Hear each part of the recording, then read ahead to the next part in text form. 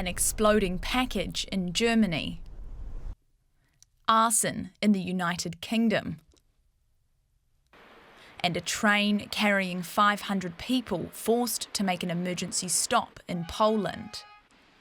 All examples of the 145 Russian sabotage incidents tracked by the Associated Press since the beginning of the war in Ukraine in 2022. Western officials say these are all part of a hybrid war the Kremlin is waging on Europe, aiming to weaken support for Ukraine, create divisions among Europeans, and identify security weak spots. Most known sabotage acts, like the targeting of this Polish rail line, have not resulted in major damage or casualties, but they could have. A bomb damaged the tracks and the overhead line was cut, but the passengers were able to get off without injury. I think the more important side of this is psychological.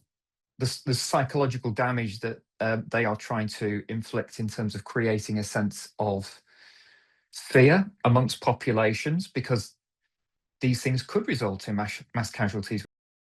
Incidents have now been recorded in the majority of European countries, from Spain and Iceland in the west to the countries directly bordering Russia, with authorities in Poland and Estonia recording the highest number.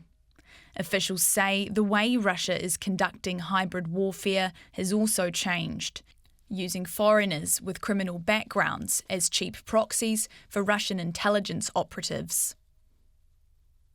Like this Moldovan man who threw a can of petrol into a Ukrainian restaurant in Estonia, despite never having visited Estonia before. It's much more difficult for members of the GRU to come to the United Kingdom armed with a chemical nerve agent and try and assassinate somebody. So as a result, they've changed their method of operation, which is now to try and use criminal proxies to undertake that activity on their behalf. The leader of one European intelligence service said investigations into Russian interference now take up as much of the agency's time as terrorism. Russia denies having any connection to the incidents.